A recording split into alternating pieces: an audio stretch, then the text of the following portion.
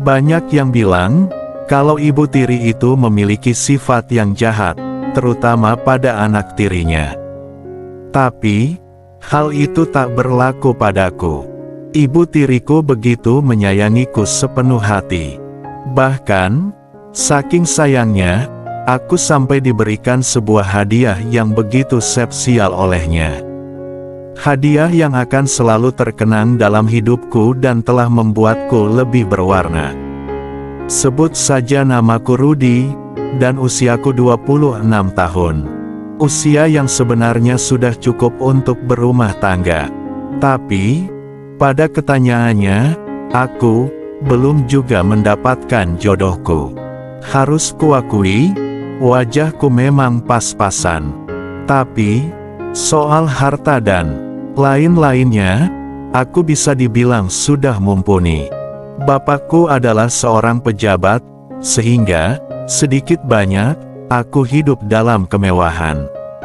Namun, kemewahan itu rupanya tak cukup membuatku bahagia. Ya, hari-hari ku jalani sendirian, tanpa ada yang menemaniku.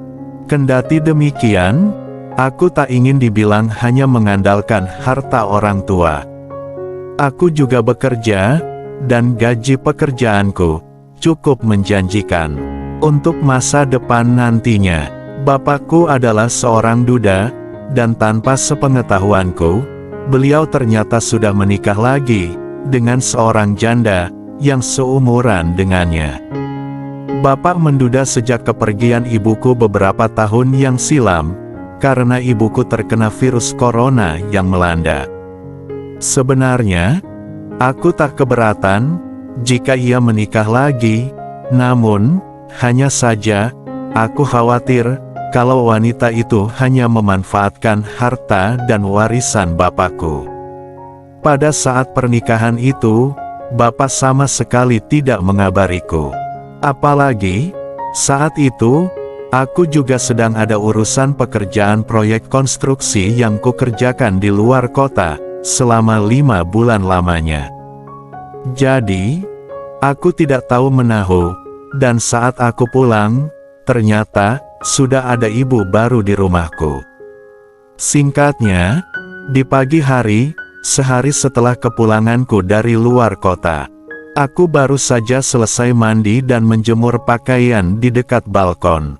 Aku juga menyapu lantai di sana. Bapak memang tak memperkerjakan pembantu, alasannya, rumah jarang ditempati. Karena, aku dan beliau juga sama-sama bekerja, dan hanya beberapa hari saja di rumah selama seminggu. Di saat menyapu lantai, tanpa sengaja, aku menoleh ke arah depan taman. Aku begitu kaget, saat mendapati seorang wanita, yang tak lain ialah ibu tiriku itu, sedang senam. Awalnya, dia tak tahu jika aku sedang menyapu di dekat balkon. Karena, dia juga menghadap membelakangi. Aku tersenyum dan ketawa sendiri. Oh, jadi itu istrinya bapakku, tapi, kok bisa? Bapak dapat istri secantik itu, dia bahkan lebih pantas jadi pacarku. Aku geleng-geleng heran. Pandai juga ternyata bapakku, gumamku dalam hati. Kuletakkan sapuku, dan aku malah sibuk memperhatikannya dari kejauhan. Namun, tak lama kemudian, ia tiba-tiba menoleh ke arahku.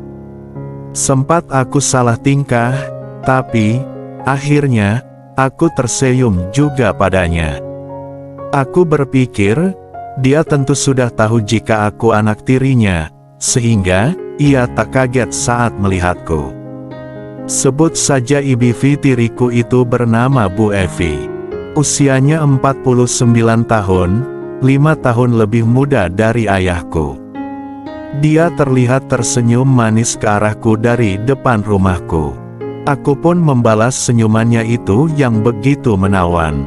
Saat itulah, awal pertemuanku dengannya.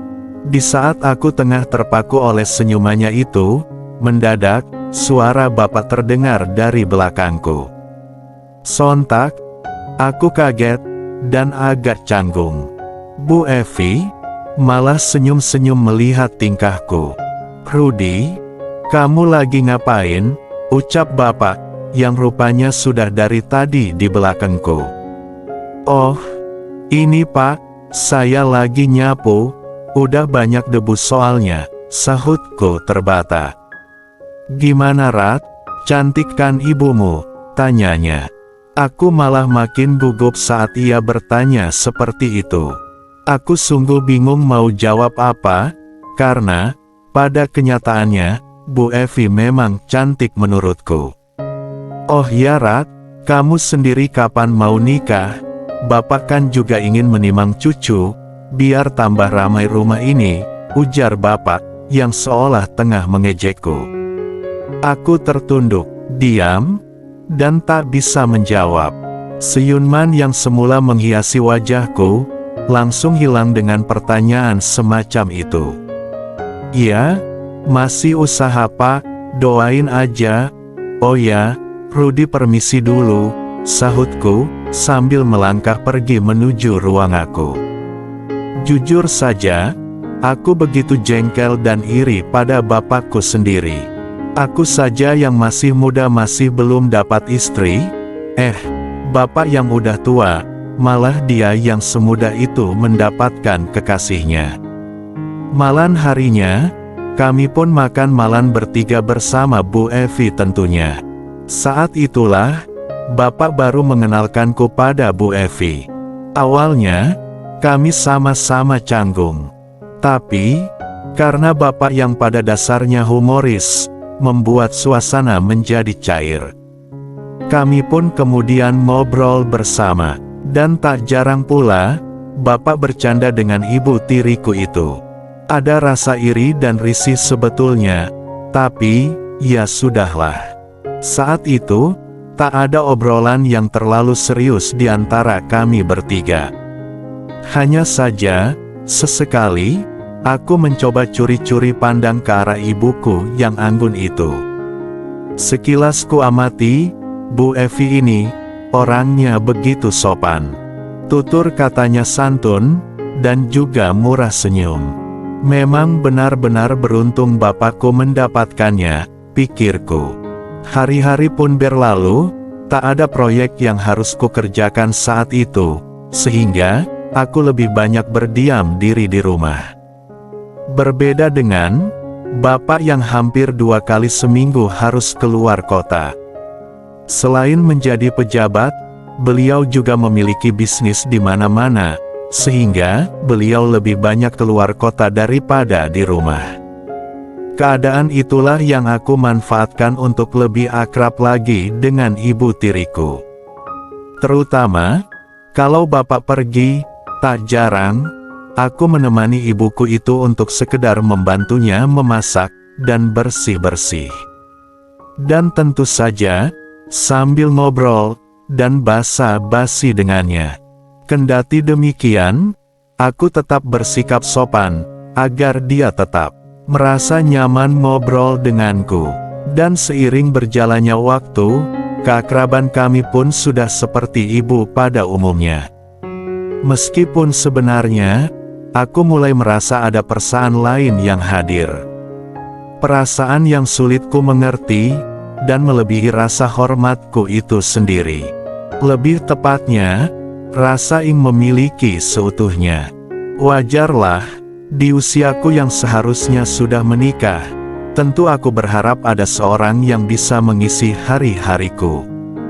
Namun, anehnya, entah kenapa, aku merasa, ibu tiriku itu, telah mengisi kekosongan hatiku. Singkat cerita, sampai suatu ketika, di mana aku tengah melamun di ruanganku. Aku pun berniat untuk membuat kopi. Namun ketika melangkah melewati ruangan bapakku, sepintas, ku dengar ada suara gaduh, tapi begitu merdu, di dalam ruangan bapakku.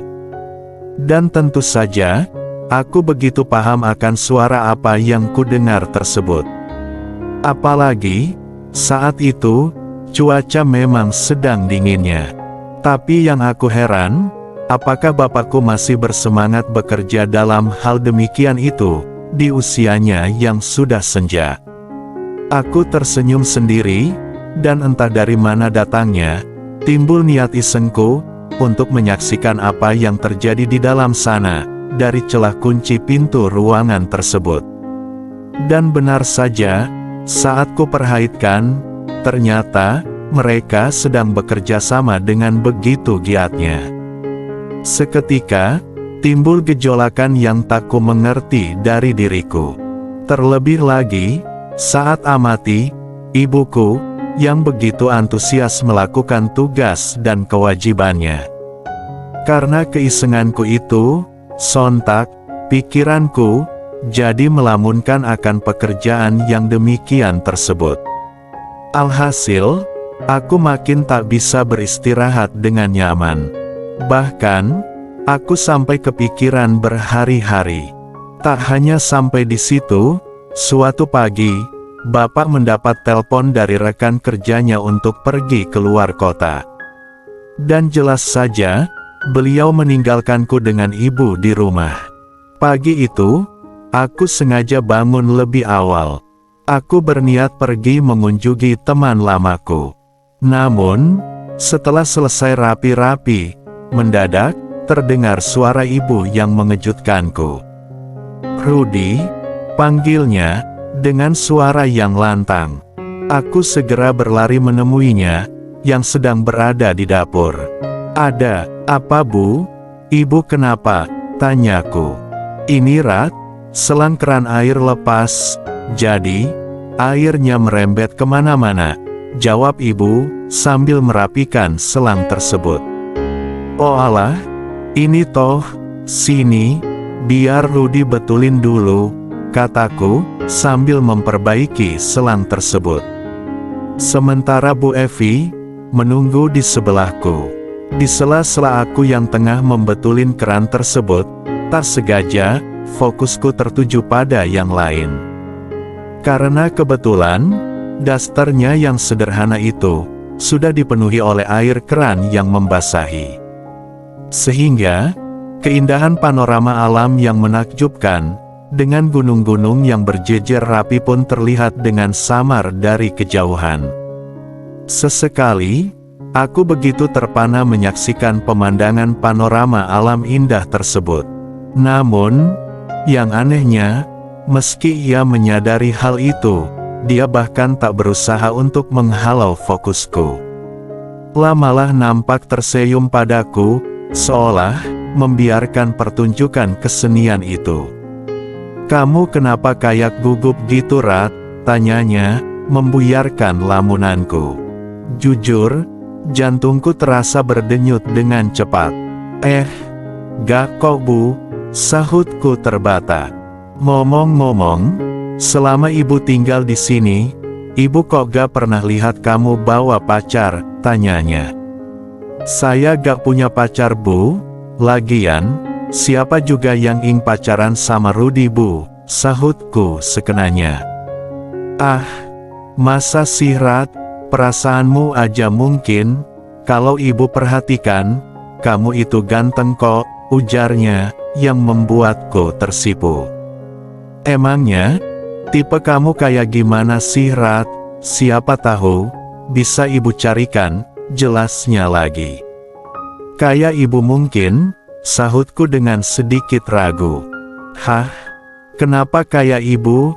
tanyanya. "Bukan cantik, pengertian lagi, beruntung banget Bapak bisa mendapatkan ibu," ujarku. Bu Evi terpaku mendengar jawabanku. Jawabanku membuatnya terlihat canggung. Suasana menjadi hening, dan sepertinya, aku merasa salah bicara saat itu. "Ibu tinggal dulu ya Rat," ucapnya, yang kemudian, beranjak meninggalkanku. Sejak mengatakan hal itu, entah hanya pikiranku saja, tapi, nampaknya, ibu seperti menghindar dariku. Sampai-sampai membuatku bingung, bagaimana harus mengatasi keadaan itu. Walaupun begitu, rasa kagumku pada beliau, masih tetap sama. Bahkan, lebih daripada sebelumnya. Hingga setiap apa yang dia kerjakan, aku selalu membantunya. Dan akhirnya, hal yang tak kuduga pun datang juga.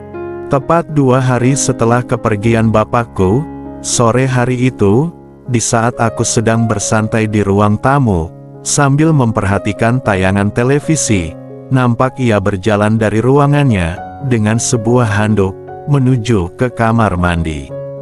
Dan di saat ia selesai, dan ia hendak beranjak pergi, secara tak sengaja, ada kecoa yang lewat di depan matanya. "Rudy," Bu Evi memanggilku dengan keras. Karena saking takutnya ia akan kecoa itu, sampai-sampai, kain kecil itu pun jatuh. Aku langsung bergegas lari menemuinya. Namun, sesampainya di sana, bukannya membantu, aku malah tertegun dengan pemandangan panorama alam yang indah dan nyata, tepat di hadapanku. Apalagi, ketika ia berlari ke arahku, sampai ia hampir terpelset. Dan secara spontan, aku refleks menangkapnya. Dan ya, seperti di sinetron saja, jantung dan gejolakan dalam diriku semakin membara. "Makasih ya Rat," ujarnya, seraya menatapku. Saat itu, aku terpaku, dan tak sanggup menjawabnya. Sampai tiba-tiba, sebuah sambutan perkenalan ku terima saat itu. Aku begitu kaget, dan seakan tak percaya. Karena memang, aku tak mempunyai pengalaman sebelumnya. Ibu yang memaklumi hal itu, tetap melanjutkan memberikan sebuah pekerjaan itu padaku. Jujur saja, aku tak pernah mengira, jika ada dalam kondisi yang sedemikian rupa itu. Meskipun pada akhirnya, aku pun turut serta dalam pekerjaan yang menjadi kenangan seumur hidupku. Setelah beberapa lama kami larut dalam pekerjaan yang menguras emosi tersebut, akhirnya, aku sampai juga pada akhir pekerjaan. Dan tak sadar, aku meletakkan semua itu ke dalam wadahnya. Semula, aku begitu takut jika ibu akan kecewa dengan sikapku tersebut. Rupanya, itu sama sekali tidak benar. Tawa canda dan keceriaan nampak di wajahnya. Singkat cerita, seminggu pun berlalu. Selama itu pula, di saat aku membutuhkannya lagi, dan begitulah sebaliknya. Kami selalu saling membantu untuk memecahkan masalah tersebut bersama. Hingga di minggu berikutnya, aku mendapat proyek keluar kota. Dan otomatis, aku harus pergi meninggalkan rumah beserta lainnya. Jujur, berat juga untuk meninggalkan rumah dalam jangka waktu yang lama. Tapi, itu sudah menjadi pekerjaanku, yang memang mengharuskanku pergi, demi masa depan. Sebelum pergi, ibu sempat berpesan, agar aku untuk cepat kembali. Aku pun mengiyakan hal itu, dan berjanji, akan pulang secepatnya. Singkat cerita, 3 bulan berikutnya, mendadak bapak menelponku, dan memberi kabar yang cukup mengejutkan. "Rudy, sebentar lagi akan ada anggota baru di rumah kita loh. Elbumu mengandung Rat," ucap bapakku. Sontak saja, aku langsung tercengang, dan terpaku di tempat. Aku menyadari, itu adalah kekeliruanku. Berbulan-bulan aku menyembunyikan hal itu. Bukannya ing lari, tapi, aku tak ing mengganggu kehidupan mereka. Biarlah mereka hidup bahagia, meski sebenarnya, aku sedih dengan kenyataan yang ada. Aku memutuskan pindah rumah, dan memulai kehidupan yang baru.